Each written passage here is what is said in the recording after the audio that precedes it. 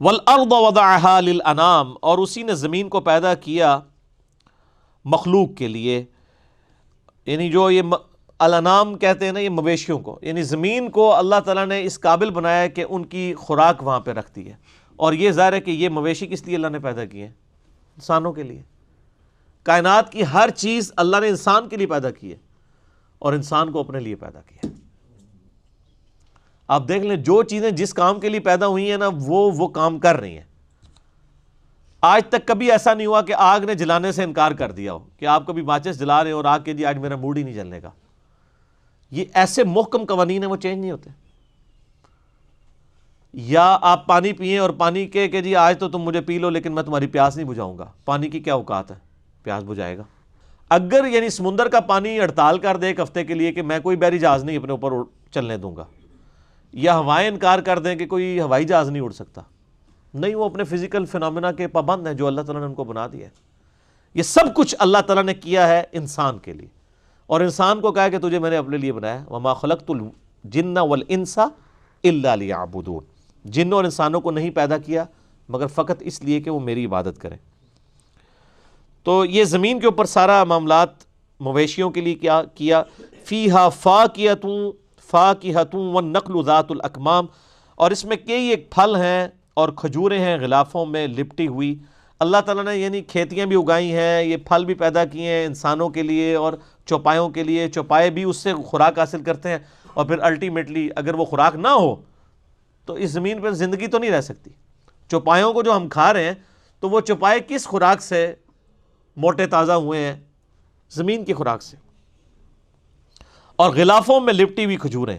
سر کھجور تو ایک اللہ تعالیٰ کی، یعنی پاکستانی کھجوروں کی بات نہیں کر رہا، جس کو کھا کے کھجور سے کبھی شغف ہی نہیں انسان کا پیدا ہوتا. آپ عرب ملکوں کی ذرا کھجوریں دیکھیں، واقعی کھجور جیسا کوئی فروٹ نہیں ہے.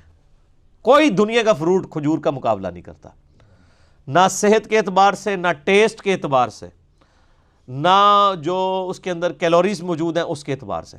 یہ اللہ تعالیٰ کی قدرت کا شاہکار ہے کھجور. اور ظاہر ہے کہ چونکہ اولین مخاطب جو ہیں وہ عرب کے لوگ تھے تو ان کو عرب کی چیزوں کی مثال دینی تھی اللہ تعالیٰ نے. اس کے علاوہ بھی جتنی مخلوقات اللہ تعالیٰ نے ہمارے کھانے کے لیے پیدا کی ہیں، ذرا آپ ان کی کھال دیکھیں نا، کتنی زبردست وہ کھالیں بنائی ہیں کہ دنیا کی کوئی سٹوریج اس کا مقابلہ نہیں کرتی. یعنی تربوز ہے، آپ دیکھتے ہیں کہ ڈھیریاں زمین پہ لگی ہوتی ہیں، ایک ایک دو دو ہفتے تک ڈھیریاں لگی رہتی ہیں.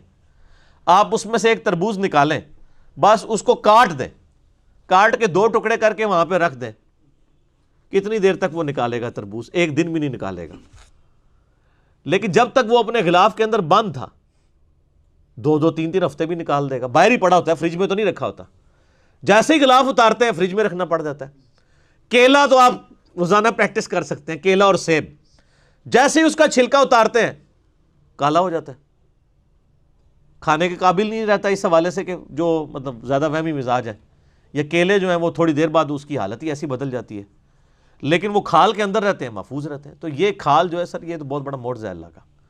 چیزیں جب تک کھالوں میں لپٹی ہوئی ہیں وہ سٹور بھی ہو رہی ہیں، جیسی کھال سے باہر نکلتی ہے تو وہ کھانے کے قابل بھی نہیں رہتی. ایک ایک چیز میں آپ کو اللہ تعالیٰ کی قدرت کی نشانیاں نظر آئیں گی. والحب ذو العصف والریحان، اور اناج بھی بھوسے والا اور خوشبودار پھول بھی اسی نے پیدا کیے.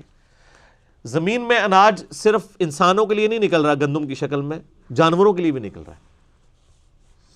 اور صرف اناج نہیں ہے بلکہ خوبصورتی بھی ہے پھولوں کی شکل میں. آپ سرسوں کے کھیت دیکھیں نا، وہ جو اس سے مسٹرڈ آئل جو نکلتا ہے وہ تو الگ سے، جو اس کی پھولوں کی خوبصورتی ہے، وہ یلو کلر جو گرین کلر کے اندر دور سے آپ دیکھیں تو کیا خوبصورتی دیتا ہے.